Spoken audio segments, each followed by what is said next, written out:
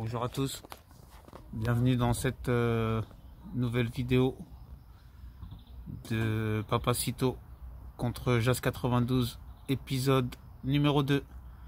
Bon alors, hier en pleine nuit là, j'avais envoyé une petite vidéo parce que direct quand je me suis penché sur le sujet Papacito, désolé, hein, j'ai eu un peu de retard, un peu de décalage parce que ça a fait le buzz énormément. Je me suis réveillé un peu tardivement, mais vous inquiétez pas, il y a tout ce qu'il faut pour argumenter tout ça.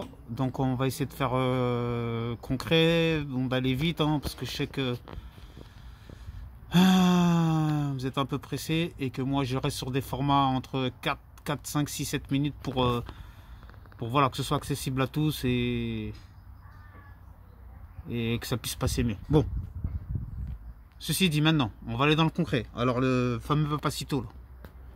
Parce qu'on va pas... Il y en a marre du populisme, hein, tout ça, là. Commencer tout ça, franchement, à me prendre la tête. Alors, le mec, faut qu'il arrête avec... Moi, je fais pas de politique, tout ça, hein. J'ai jamais voté de ma vie. Bon, après, je suis un gauchiste, c'est normal, déjà. Je suis de gauche, extrême gauche, même si vous voulez, il n'y a pas de problème. Hein. Même si je vais pas dans la rue caillasser des gens, je suis pas un black box, je suis pas tout ça, j'ai rien à voir avec tout ça. J'ai jamais voté de ma vie, je voterai sûrement jamais de ma vie parce que pour moi, il n'y a personne qui mérite mon vote. Maintenant que j'ai dit ça, c'est réglé. Maintenant, dans les arguments de concret, le Papacito, là, il nous dit la gauche, pardon. J'ai fait un lapsus, il se concentre sur la gauche, tout est de la faute de la gauche. Mais, à ce que je sache, la fin de la peine de mort, les radios libres, les 5 semaines de congés payés, le RSA,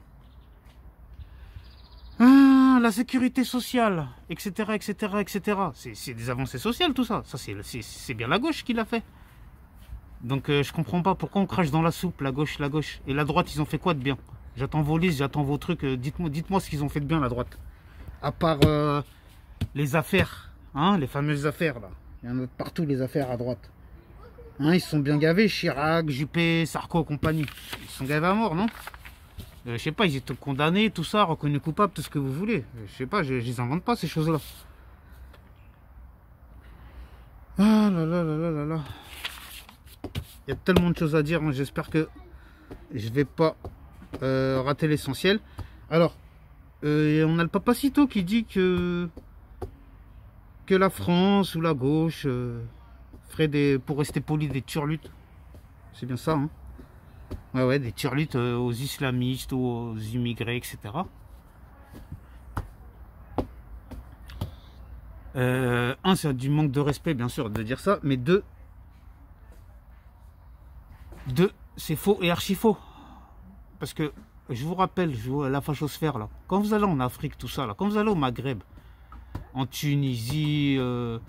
en Égypte, vous voulez là, Maroc, je sais pas quoi, Dubaï, vous allez en Afrique, au Kenya, ce que vous voulez. Vous êtes reçus comme des rois, ce que je sache, comme des princes, vous êtes bien contents. Vous êtes bien contents qu'on vous déroule le tapis rouge, etc. Et par contre, eux, les immigrés, quand ils viennent ici, c'est quoi? On leur crache dessus. Donc moi, je comprends pas ces histoires de faire des turlutes, là. Je vois pas du tout... non. Là, pareil, il est parti dans du hors-sujet, il raconte n'importe quoi, le gars.